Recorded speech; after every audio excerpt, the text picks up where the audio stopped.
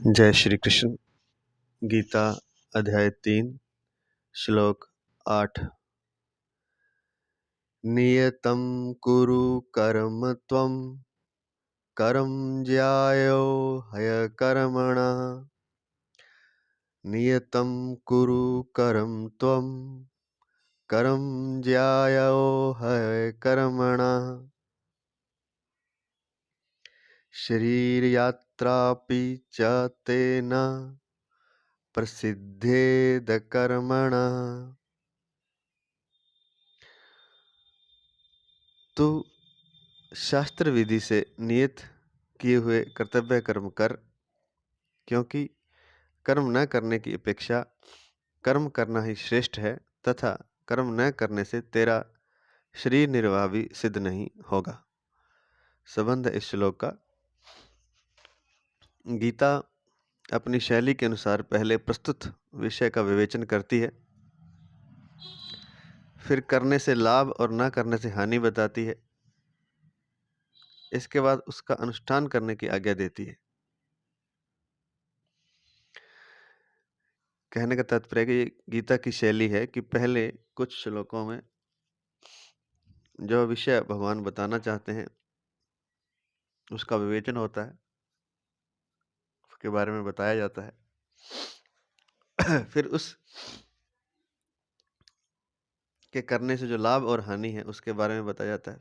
पहले विषय का विवेचन होता है, फिर लाभ बताया जाता है उस विषय का, फिर उस विषय की हानि बताई जाती है, और फिर उस विषय का अनुष्ठान करने की आज्ञा दी जाती है कि लाभ वाली बात ही करें, हानि वाली बात क्यों करें। यहाँ भी भगवान अर्जुन के प्रश्न मुझे घोर कर्म में क्यों लगाते हैं, मुझे घोर कर्म में क्यों लगाते हैं का उत्तर देते हुए पहले कर्मों के सर्वथा त्याग को असंभव बताते हैं कि कर्मों का त्याग जो है, पूरी तरह से कर्मों का त्याग असंभव है, चाहे वह एकांत में भी क्यों न चला जाए।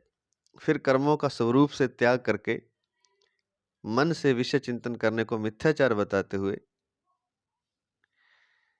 निष्काम भाव से कर्म करने वाले मनुष्य को श्रेष्ठ बताते हैं। और फिर जो कर्मों का त्याग करके एकांत में चला जाता है उसको कहते हैं कि वो अगर वैरागी नहीं है, पूर्ण तरह से वैराग्य उसमें अंदर नहीं आया है, तो वह मन से चिंतन करेगा, तो वह मिथ्याचार बताया। और फिर कहा कि निष्काम भाव से कर्म करने वाले मनुष्य को श्रेष्ठ बताते हैं। तो जो एकांत में चला गया है, जो कर्मों का तो जिसने त्याग कर दिया है, कर्मों का स्वरूप से त्याग कर दिया है, पर विषय चिंतन वो करता है बैठ करके मन द्वारा, तो उसको मिथ्याचार बताते हुए निष्काम भाव से कर्म करने वाले मनुष्य को श्रेष्ठ बताते हैं।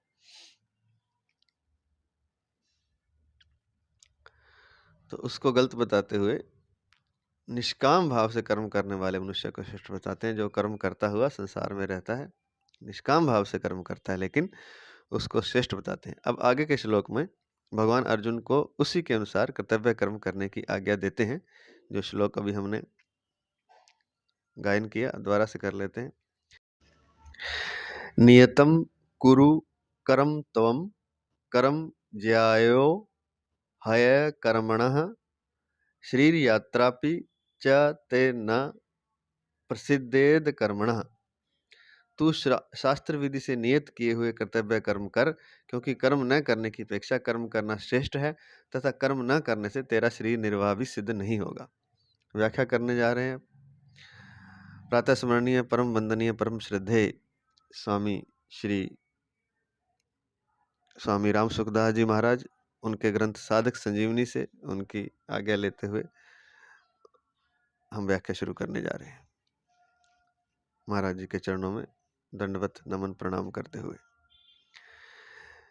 व्याख्या। नियतम कुरु कर्म त्वम। शास्त्रों में विहित तथा नियत दो प्रकार के कर्मों को करने की आज्ञा दी गई है। विहित कर्म का तात्पर्य है सामान्य रूप से शास्त्रों में बताया हुआ आज्ञा रूप कर्म, जैसे व्रत, उपवास, उपासना आदि। इन विहित कर्मों को संपूर्ण रूप से करना एक व्यक्ति के लिए कठिन है। परंतु निषिद्ध कर्मों का त्याग करना सुगम है। विहित कर्मों को न कर सकने में उतना दोष नहीं है जितना निषिद्ध कर्म का त्याग करने में लाभ है, जैसे झूठ ना बोलना, चोरी ना करना, हिंसा ना करना इत्यादि। निषिद्ध कर्मों का त्याग होने से विहित कर्म स्वतः होने लगते हैं। नियत कर्म का तात्पर्य है वर्ण, आश्रम, स्वभाव एवं परिस्थिति के अनुसार प्राप्त कर्तव्य कर्म, जैसे भोजन करना, व्यापार करना, मकान बनवाना, मार्ग भूले हुए व्यक्तियों को मार्ग दिखाना आदि।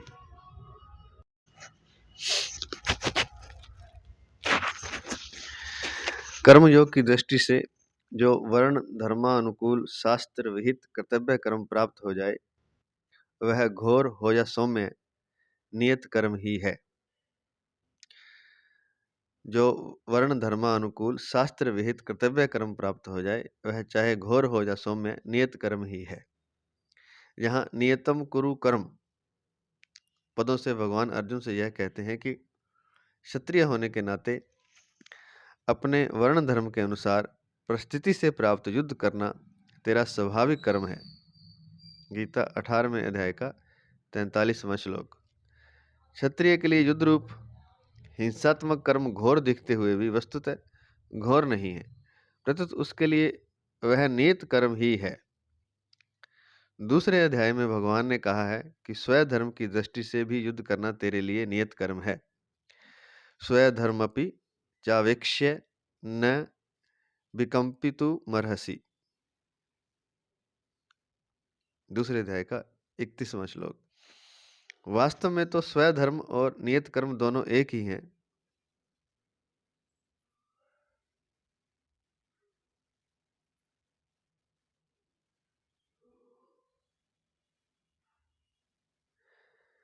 वास्तव में स्वधर्म और नियत कर्म दोनों एक ही हैं। यद्यपि दुर्योधन आदि के लिए भी युद्ध वर्ण धर्म के अनुसार प्राप्त कर्म है, तथापि वह अन्याय युक्त होने के कारण नियत कर्म से अलग है, क्योंकि वे युद्ध करके अन्याय पूर्वक राज्य छीनना चाहते हैं। अतः उनके लिए यह युद्ध नियत तथा धर्मयुक्त कर्म नहीं है। बहुत ही अच्छी बात यहाँ बताई है कि वर्ण और धर्म के अनुसार वर्णानुकूल और धर्मानुकूल शास्त्र विहित कर्तव्य कर्म। अब इसमें 4 चीजें हैं। एक तो आपके वर्ण के अनुसार, एक धर्म के अनुसार अनुकूल होना चाहिए जो कर्म है, जो प्राप्त हो जाएगा अपने आप ही। लेकिन अप्राप्त तो जैसे दुर्योधन को भी युद्ध हो गया, लेकिन वो धर्मानुकूल नहीं है, वहां पर वर्णानुकूल तो है और शास्त्र विहित भी नहीं है, क्योंकि अन्याय से करना चाहते हैं। तो कर्म योग की दृष्टि से जो वर्ण धर्मा अनुकूल, वर्ण और धर्म के अनुकूल जो हो और शास्त्र विहित हो तो कर्तव्य कर्म प्राप्त हो जाए, जो स्वभाव से नहीं स्वतः जो प्राप्त हो जाए वह कर्तव्य कर्म प्राप्त हो जाए, जो कि धर्म वर्ण अनुकूल होना चाहिए, शास्त्र विहित होना चाहिए। फिर वह चाहे घोर हो या सौम्य नियत कर्म ही है।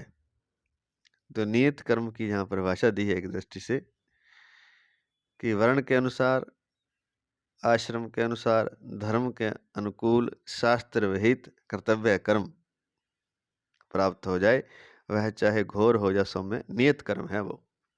यहाँ नियतम कुरु कर्म पदों से भगवान अर्जुन से यह कहते हैं कि क्षत्रिय होने के नाते अपने वर्ण धर्म के अनुसार परिस्थिति से प्राप्त युद्ध करना तेरा स्वाभाविक कर्म है, अर्थात नियत कर्म है, या विहित कर्म भी कह सकते हैं। वैसे यहाँ नियत कर्म की बात चल रही है। क्षत्रिय होने के नाते एक तो, और वर्ण धर्म के अनुसार परिस्थिति से प्राप्त युद्ध है। तुम नहीं करना चाहते लेकिन परिस्थिति ऐसी आ गई, तो अब तेरा यह स्वाभाविक कर्म है। यही बात गीता के 18वें अध्याय के 43वें श्लोक में भी बताई गई है। क्षत्रिय के लिए युद्ध रूप हिंसात्मक कर्म घोर दिखते हुए भी वस्तुतः घोर नहीं है, प्रत्युत उसके लिए वह नियत कर्म ही है। दूसरे अध्याय में भगवान ने कहा है कि स्वधर्म की दृष्टि से भी युद्ध करना तेरे लिए नियत कर्म है। वास्तव में तो स्वधर्म और नियत कर्म दोनों एक ही हैं। अब दुर्योधन का उदाहरण लेना जरूरी है यहाँ, क्योंकि दुर्योधन आदि के लिए भी युद्ध वर्ण धर्म के अनुसार प्राप्त कर्म है। वर्ण के अनुसार तो है, परंतु वह अन्याय युक्त है, वह धर्म युक्त नहीं है, और धर्म युक्त न होने से वह नियत कर्म से अलग हो गया, क्योंकि वे युद्ध करके अन्याय पूर्वक राज्य छीनना चाहते हैं। अतः उनके लिए यह युद्ध नियत तथा धर्मयुक्त कर्म नहीं है। इसलिए ऐसा कर्म करने से, जिसे मुक्ति कहते हैं, या स्वरूप में स्थित नहीं हुआ जा सकता, क्योंकि अन्याय से कर रहे हैं। तो 4 चीजें बताई हैं नियत कर्म की: वर्ण आश्रम के अनुकूल हो, धर्मानुकूल हो, शास्त्र विहित हो, और सहज प्राप्त कर्तव्य कर्म। और कर्तव्य कर्म हो तो वह नियत कर्म है, चाहे वह घोर हो या सौम्य। कर्म ज्यायो है कर्मणः। इसी अध्याय के पहले श्लोक में अर्जुन के प्रश्न में आए हुए ज्यायसी पद का उत्तर भगवान यहाँ ज्यायः पद से ही दे रहे हैं। वहां अर्जुन का प्रश्न है कि यदि आपको कर्म की अपेक्षा ज्ञान श्रेष्ठ मान्य है, अर्थात कर्म करने की अपेक्षा आप ज्ञान योग को, अर्थात ध्यान आदि को, विचारों के द्वारा मुक्ति को, अर्थात सांख्य योग भी कह सकते हैं, या शरीर और शरीर का भेद मानते हुए उसको ज्ञान योग कहते हैं। तो कहते हैं कि अगर आपको कर्म की अपेक्षा ज्ञान श्रेष्ठ मान्य है, तो मुझे घोर कर्म में क्यों लगाते हैं? इसके उत्तर में यहाँ भगवान कहते हैं कि कर्म ना करने की अपेक्षा कर्म करना ही मुझे श्रेष्ठ मान्य है।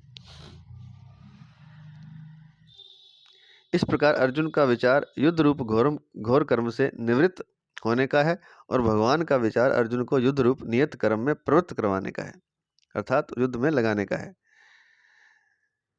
कर्म में लगाने का मुख्यतः। तो इसलिए आगे 18वें अध्याय में भगवान कहते हैं कि दोष युक्त होने पर भी सहज अर्थात नियत कर्म का त्याग नहीं करना चाहिए। सहजम कर्म कौन्तेय सदोषमपि न त्यजेत, 18वें अध्याय का 48वां श्लोक। कारण कि इसके त्याग से दोष लगता है एवं कर्मों के साथ अपना संबंध भी बना रहता है। अतः कर्म का त्याग करने की अपेक्षा नियत कर्म करना ही श्रेष्ठ है। फिर आसक्ति रहित होकर कर्म करना तो और भी श्रेष्ठ माना गया है, क्योंकि इससे कर्मों के साथ सर्वथा संबंध विच्छेद हो जाता है।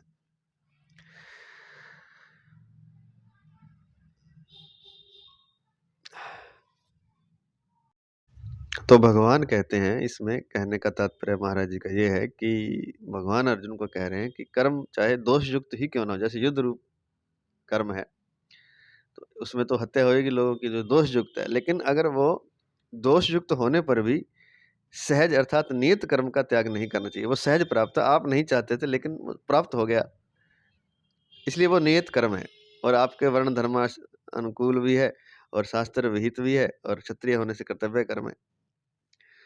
तो सहज नियत कर्म दोष युक्त भी हो तो उसका त्याग नहीं करना चाहिए, कारण कि इसके त्याग से दोष लगता है।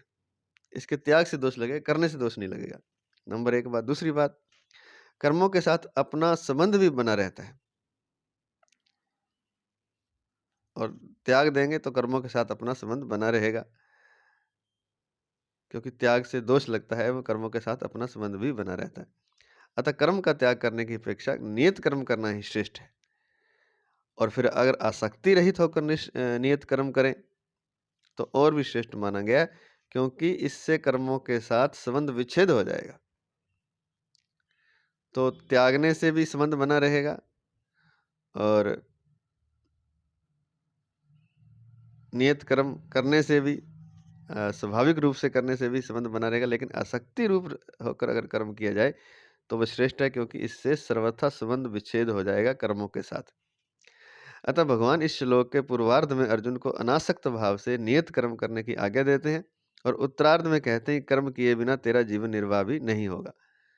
तो पहले तो अनासक्त भाव से कर्म करने की आज्ञा दे रहे हैं, और फिर इसी श्लोक के अंत में शरीर यात्रापि च तेन प्रसिद्धेद कर्मणा,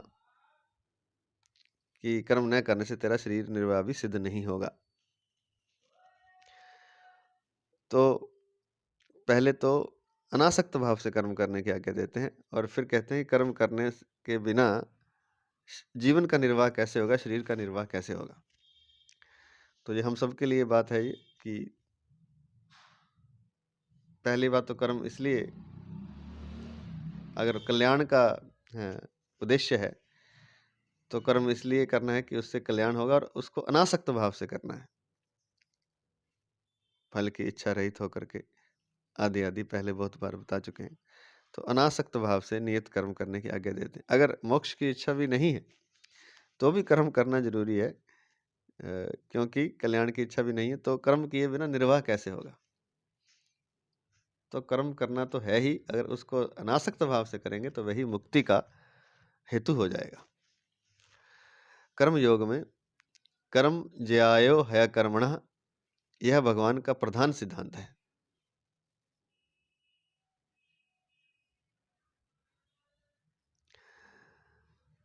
इसी को भगवान ने मां ते संगोस्त्व कर्मणि,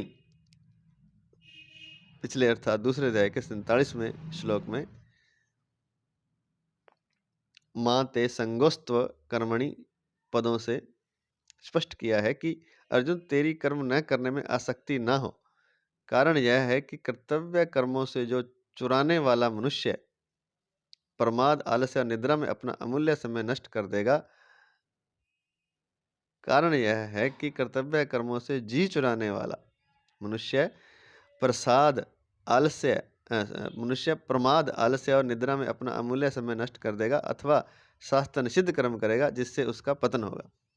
तो महाराज जी ये कह रहे हैं कि भगवान का जो प्रधान सिद्धांत है वो यही है, कर्म ज्यायो है कर्मणा।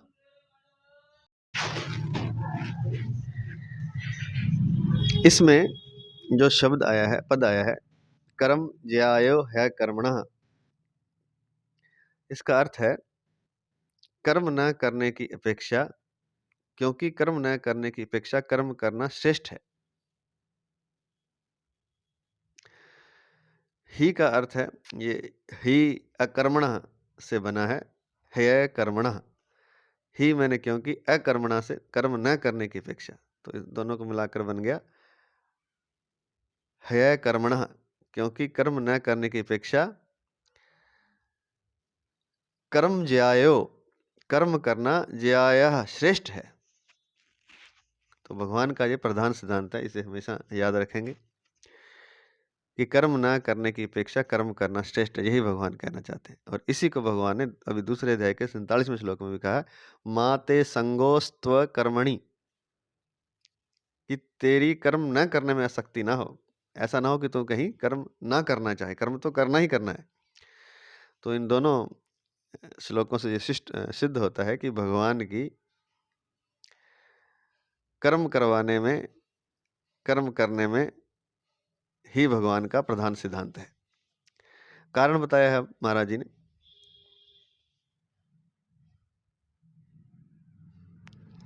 कारण यह है कि कर्तव्य कर्मों से जी चुराने वाला, जो अपने काम से, अपने कर्तव्य कर्म से जो जी चुराता है, जो मनुष्य है, जो जीव, वो फिर क्या करेगा?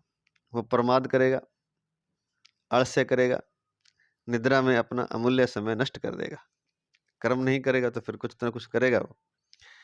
कर्म नहीं करने से फिर प्रमाद होगा, आलस्य होगा, निद्रा होगी। कर्म ही नहीं कर रहा, वो सोया रहेगा सारा दिन। अपने जो नित्य नियम वो भी सही से, नहाना धोना आदि, भोजन करना, वो भी सही से नहीं कर पाएगा। प्रमाद, आलस करता रहेगा, या फिर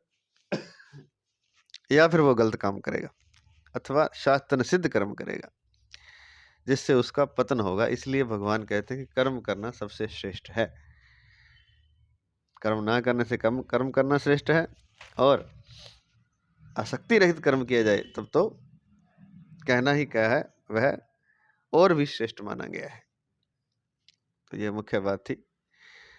शास्त्र निषिद्ध कर्म जैसे अभी बता चुके हैं पहले भी कि झूठ ना बोलना, चोरी ना करना, हिंसा ना करना, लेकिन भागवत में भी दिया है।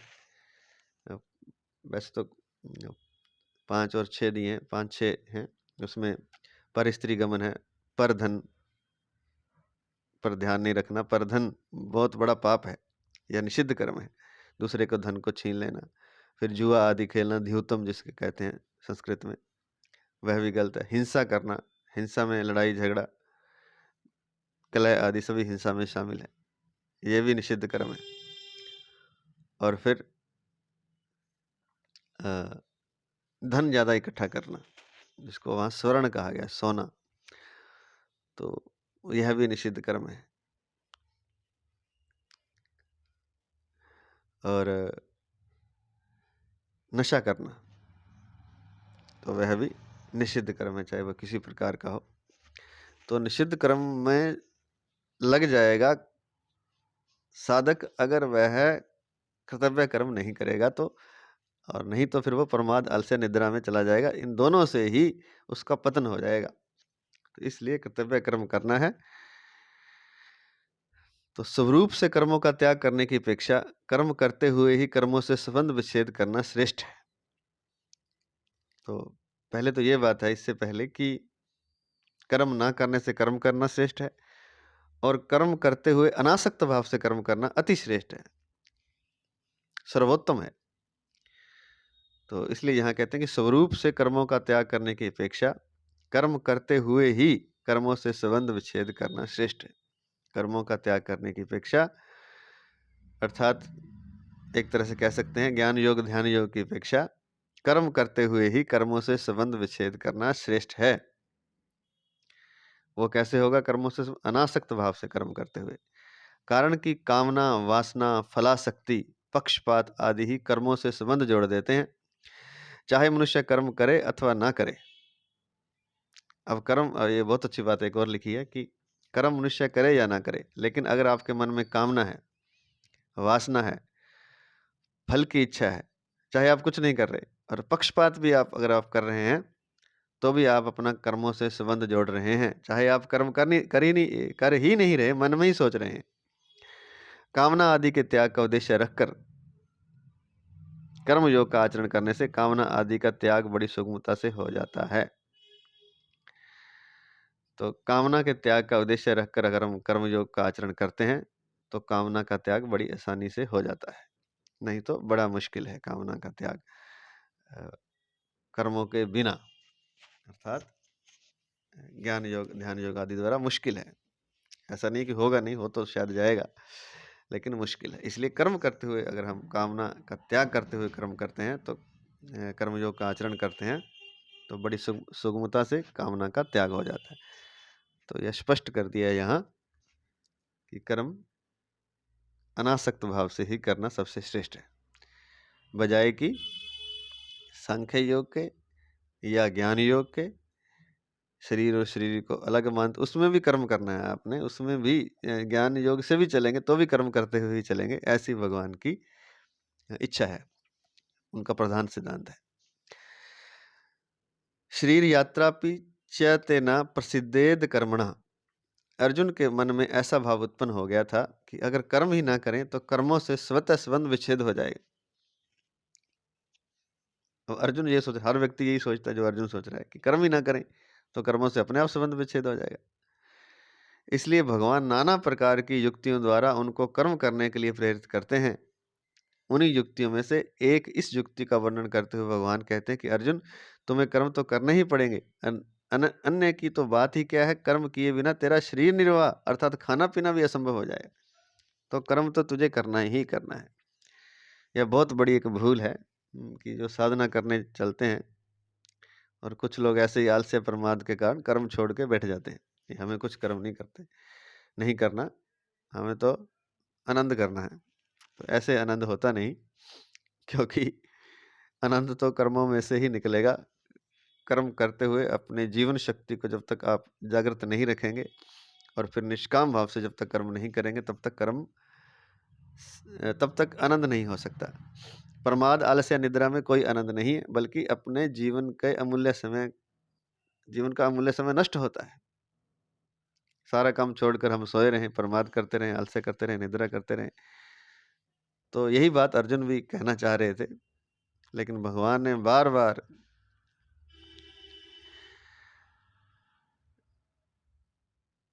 नाना प्रकार की युक्तियों द्वारा कर्म करने के लिए प्रेरित करते हैं।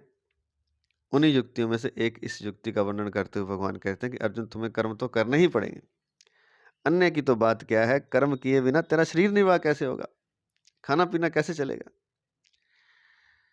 तो ये सब असंभव हो जाएगा, इसलिए चाहे निष्काम कर्म नहीं करना तो भी कर्म करना है, चाहे अपने कल्याण का उद्देश्य नहीं है तो भी कर्म करना है, कर्म तो करना ही करना है। ये खास बात है, क्योंकि शरीर निर्वाह कैसे होगा, खाना पीना कैसे चलेगा, फिर आप दूसरे पर डिपेंड होगे, कोई दूसरा आपको भोजन तो कहीं ना कहीं करेगा व्यक्ति। जीवन निर्वाह की चीजें तो चाहिए, वस्त्र भी चाहिए होगा, कोई छप्पर भी चाहिए होगा, कोई मकान चाहिए होगा, तो फिर वो डिपेंड रहेगा दूसरों पर, तो यह तो और भी गलत हो जाएगा। तो कर्म अवश्य करना है अपने शरीर निर्वाह के लिए, खाना पीना आदि जो आपकी प्रतिदिन की जरूरतें हैं उसके लिए आपको कर्म करना है। और कर्म करते हुए अगर अनासक्त भाव से कर्म करते हैं, फल रहित होकर के, कामना वासना फलासक्ति पक्षपात त्याग करके, तब तो कहना ही क्या, ऐसा कर्म करने वाला व्यक्ति निश्चित ही सिद्ध हो जाता है, परमात्मा को प्राप्त हो जाता है। जैसे ज्ञान योग में विवेक के द्वारा संसार से संबंध विच्छेद होता है, ऐसे ही कर्म योग में कर्तव्य कर्म का ठीक ठीक अनुष्ठान करने से संसार से संबंध विच्छेद हो जाता है। अतः ज्ञान योग की अपेक्षा कर्म योग को किसी भी प्रकार से कम नहीं मानना चाहिए।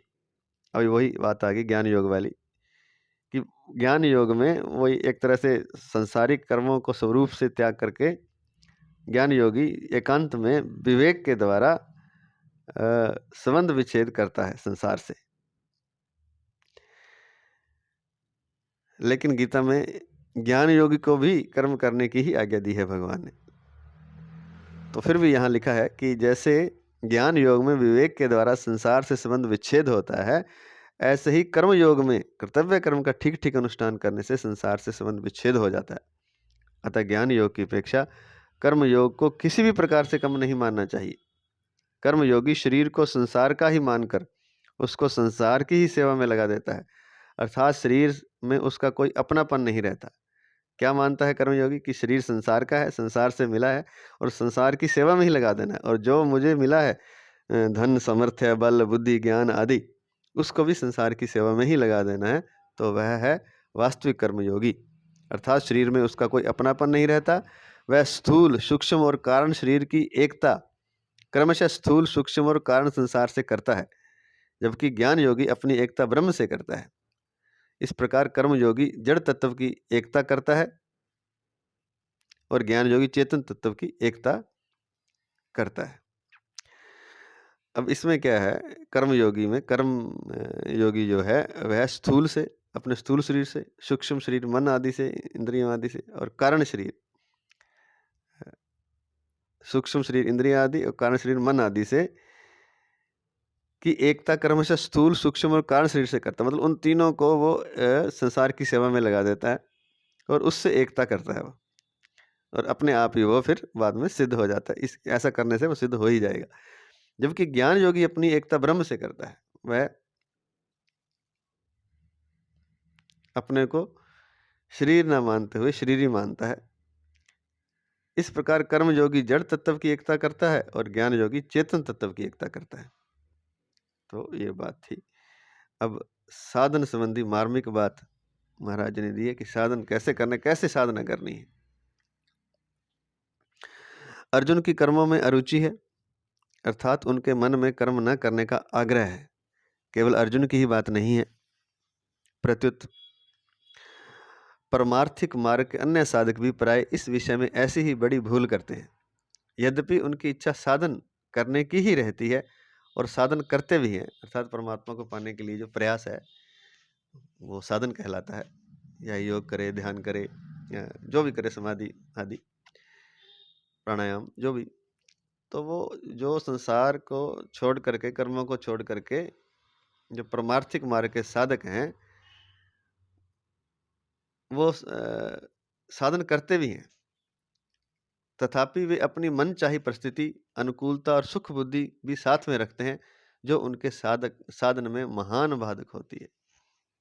बहुत ही शानदार बात लिखी है कि साधन तो करते हैं जो संसार को छोड़ करके या एकांत में जा करके या संसार से अलग हो करके, चाहे वो गृहस्थी ही हो गृहस्थ में ही रहते आए हों पहले, और जब उनकी इच्छा होती है अपने कल्याण की, तो कुछ लोग कर्मों को छोड़ देते हैं, एक तरह से स्थूल कर्मों को।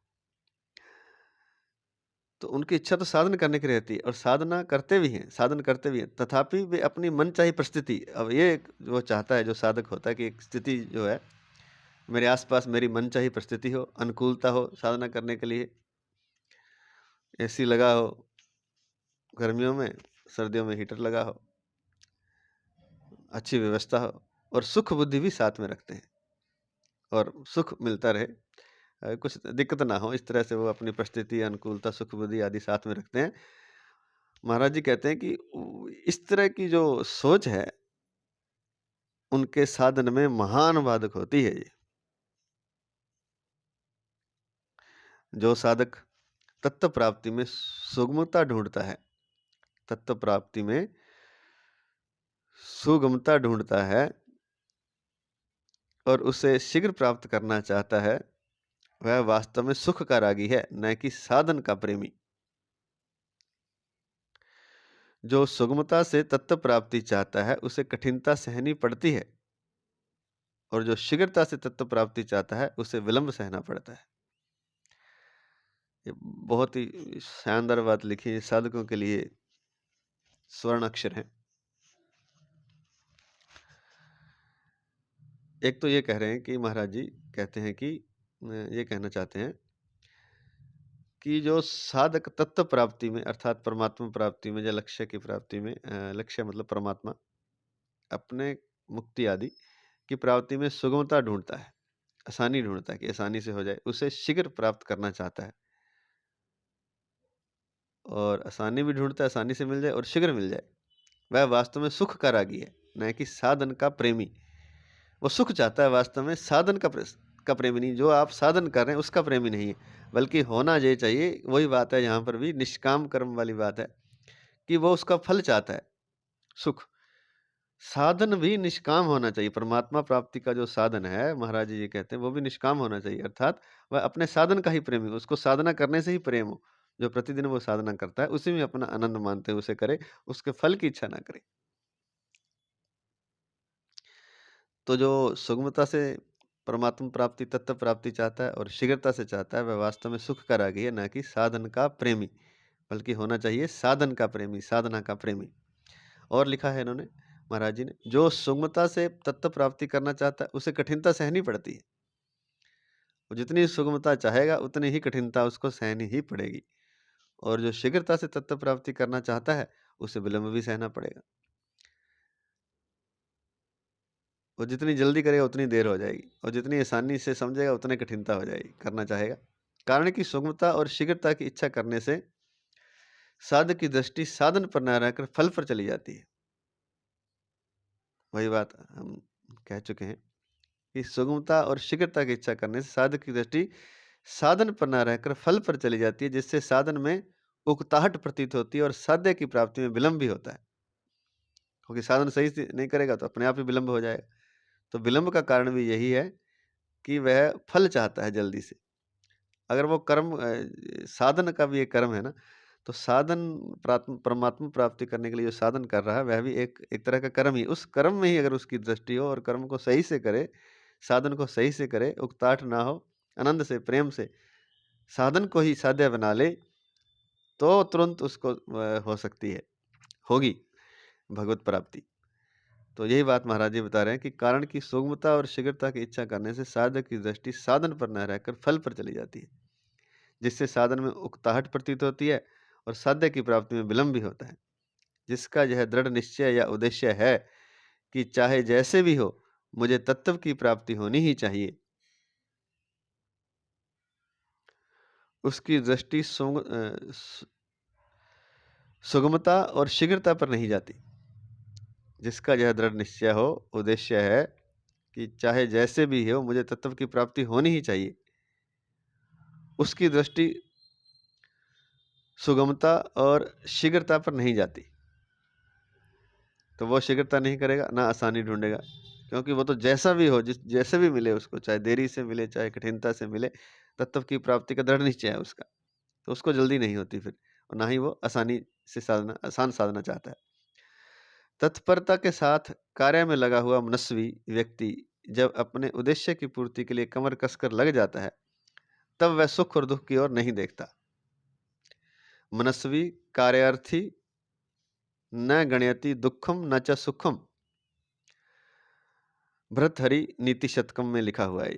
जो संत हुए हैं बहुत बड़े, भर्तृहरि, जिनको सही उनका उच्चारण है भर्तहरि, भर्तृहरि, उन्होंने किताब लिखी है नीति शतकम, उसमें लिखा हुआ है ये कि मनस्वी कार्यार्थी न गणयति दुखम न च सुखम। सुखम, जो मनस्वी मनुष्य व्यक्ति है वो सुख और दुख की ओर नहीं देखता।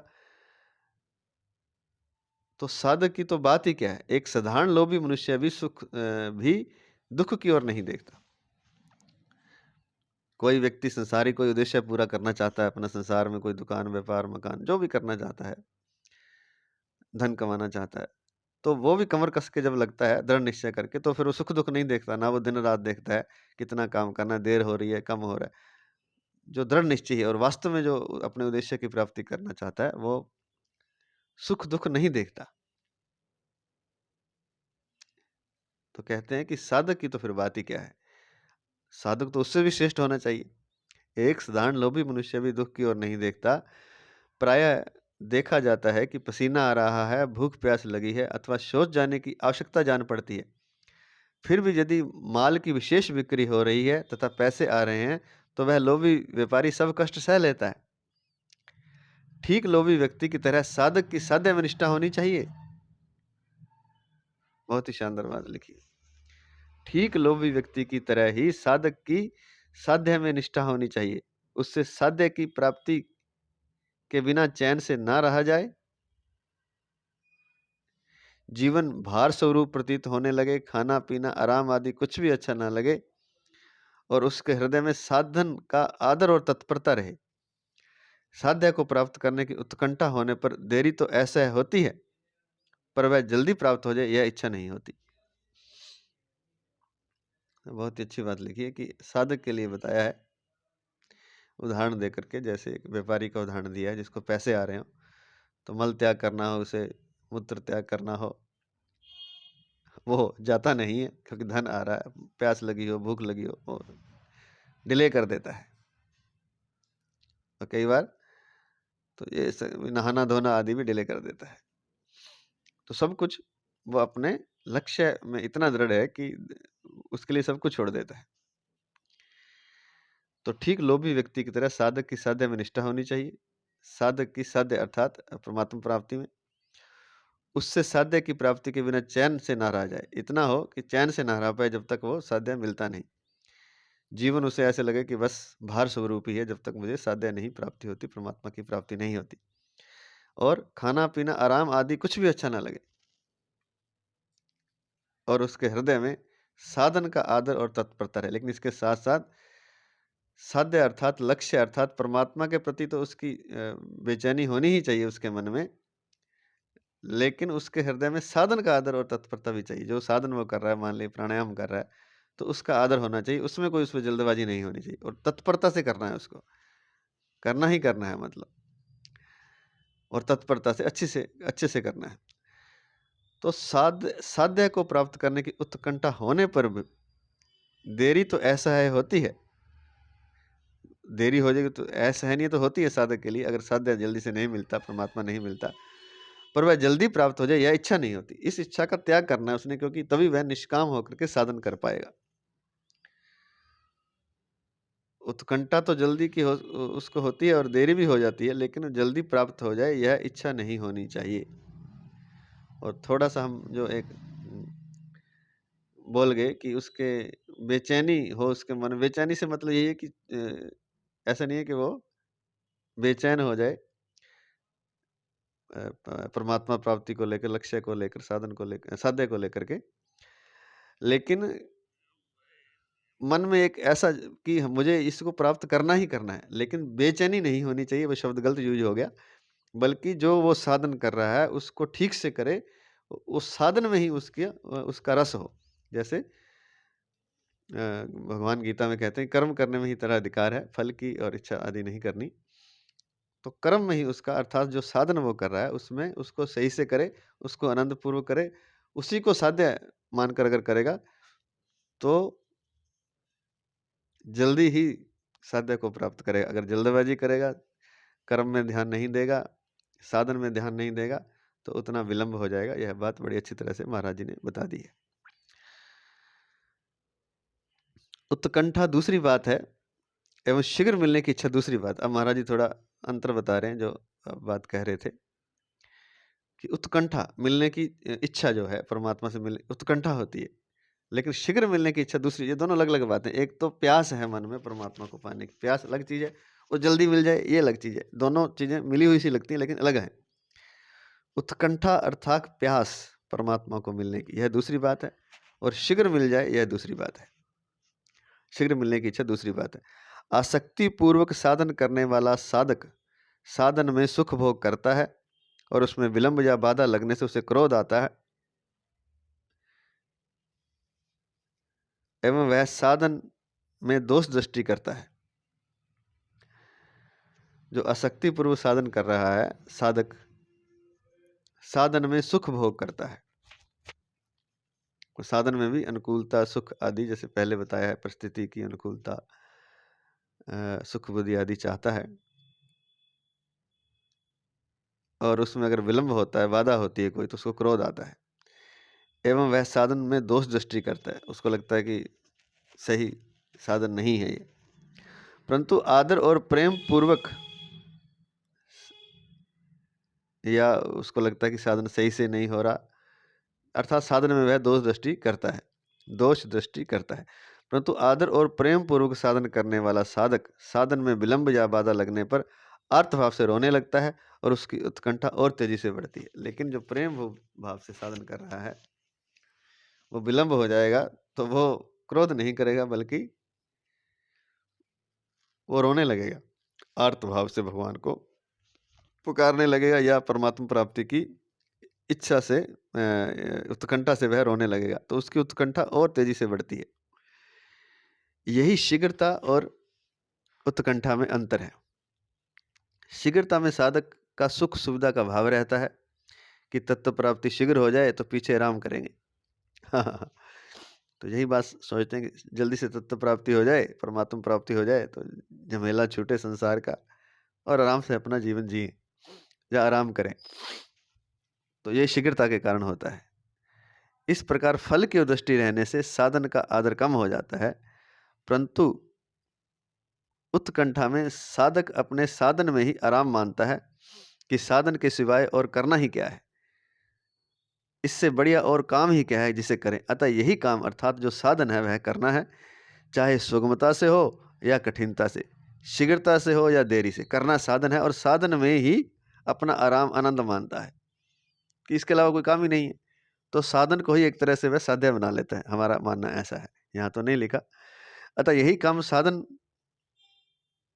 अर्थात साधन करना है, चाहे सुगमता से हो या कठिनता से, शीघ्रता से हो या देरी से। इसलिए उसकी पूरी शक्ति साधन में लग जाती है, जिससे उसको शीघ्रता से तत्व प्राप्ति हो जाती है। यह एक बहुत ही विशेष बात है कि जब साधन में हम पूरी तरह से पूरा आपका अपना तन मन उसमें लगा देंगे, मन इंद्रियां आदि, तो फिर अपने आप वो जो देरी नहीं होगी, अपने आप ही वो शीघ्र हो जाए, क्योंकि पूरी शक्ति साधन में लग गई है। तो उसका जो फल है अपने आप जल्दी मिल जाए, लेकिन फल में दृष्टि रखेगा तो फल नहीं मिलेगा। ये बस ऐसी ही बातें हैं सारी, जैसे जो हम सोचते हैं उससे उल्टी बातें हैं ये, लेकिन ये सही है। जिससे उसको शीघ्रता से तत्व प्राप्ति हो जाती है, जिसकी शक्ति पूरी साधन में लग जाती है। परंतु शीघ्रता से सिद्धि चाहने वाला साधक साध्य की प्राप्ति में देरी होने पर निराश भी हो सकता है। उसको देरी होगी भी, जो शीघ्रता से चाहेगा देरी पक्की होगी उसको, और वो निराश भी हो सकता है। अतः साधक को साध्य से भी अधिक आदर साधन को देना चाहिए। ये बहुत इसका परिणाम बता रहे हैं, इसका सार बता रहे हैं कि साधक को साध्य से भी अधिक आदर साधन की को देना चाहिए। साधन जो वो प्राणायाम योग जो भी वो करता है, नाम जप आदि, उसको अधिक आदर देना चाहिए साध्य से भी, परमात्मा से भी। जैसा कि माता पार्वती ने कहा है रामचरितमानस के पहले अध्याय के 81वें दोहे से आगे तीसरी चौपाई में, जन्म कोटि लगी रगर हमारी, बरहूं शंभु नत रहूं कुंवारी, तजो न नारद कर उपदेशु, आपो कहीं सतबार महेशु।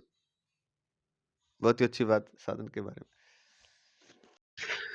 माता पार्वती कहती हैं कि जन्म कोटि लगी रगर हमारी, ये करोड़ों जन्म चाहे हमें लग जाएं, बरहूं शंभु नत रहूं कुंवारी, बरूंगी तो भगवान शिव को ही वर्ण करूंगी अपने पति के रूप में, नहीं तो कुंवारी रहूंगी।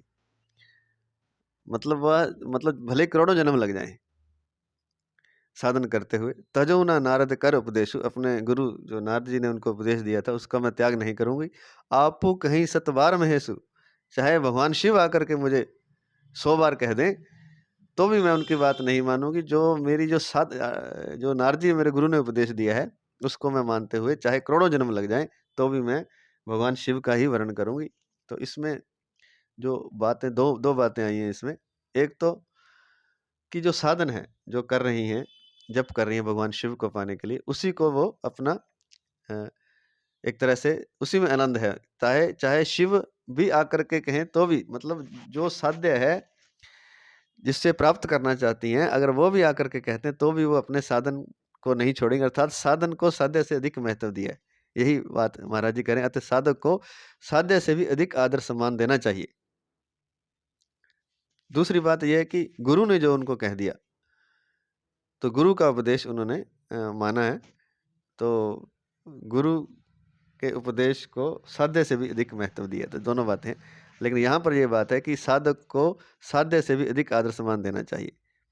भगवान शिव को ही पाना चाहती है, लेकिन शिव ही मना करें अगर आकर के तो भी वो अपना साधन नहीं छोड़ेंगे, अपना जप नहीं छोड़ेंगे। तो ऐसा नहीं है फिर भगवान मिलेंगे नहीं, भगवान शिव तो वो तो जल्दी मिल जाएंगे, लेकिन मन में ऐसा नहीं होना चाहिए। मन में साधन के प्रति अधिक आदर सम्मान होना चाहिए, साध्य से भी। यह बात महाराज जी कहना चाहते हैं। माता पार्वती जी के भावों में शीघ्रता नहीं है, इनमें तो साधन को साध्य से भी अधिक आदर दिया गया है। कोई शीघ्रता नहीं। कोटि जन्म, जन्म कोटि लगी रगर हमारी, चाहे करोड़ों जन्म लग जाएं, करोड़ों जन्म मैं तो यही जप करती रहूंगी। प्रत्युत श्लोक में भगवान अर्जुन को निमित्त बनाकर साधकों को सावधान करते हैं कि उन्हें अपनी अनुकूलता तथा सुख बुद्धि जो कि साधन में मूल बाधा है का त्याग करके कर्तव्य कर्मों को करने में बड़ी तत्परता से लग जाना चाहिए। तो अर्जुन के माध्यम से भगवान हम सब साधकों को ये कहते हैं कि अनुकूलता नहीं ढूंढे तथा सुख बुद्धि जो है वो साधन में मूल बाधा है, उसका त्याग करके कर्तव्य कर्मों को करने में बड़ी तत्परता से लग जाना चाहिए। जहाँ कोई परमात्मा को पाने का साधन कर रहा है तो उस साधन को तत्परता से करना चाहिए, चाहे चाहे वो जप हो, योग तो आसन होते हैं, लेकिन कर्तव्य कर्म हो, निष्काम कर्तव्य कर्म हो, वो साधन है। या फिर प्राणायाम वो साधन है, चाहे वो ध्यान करता है आदि, वो जो भी साधन है उसमें वो तत्परता से लग जाए, अनुकूलता और सुख बुद्धि को छोड़ करके। और अंत में 2 लाइनों में परिशिष्ट भाव दिया महाराज जी ने। निष्काम भाव से कर्म करने वाला कर्मयोगी केवल स्वरूप से कर्मों का त्याग करने वालों से अथवा सकाम भाव से कर्म करने वालों से ही श्रेष्ठ नहीं है, प्रत्युत ज्ञान योगी से भी श्रेष्ठ है। निष्काम भाव से कर्म करने वाला कर्मयोगी स्वरूप से कर्मों का त्याग करने वालों से और सकाम भाव से कर्म करने वालों से ही श्रेष्ठ नहीं है, प्रत्युत ज्ञान योगी से भी श्रेष्ठ है।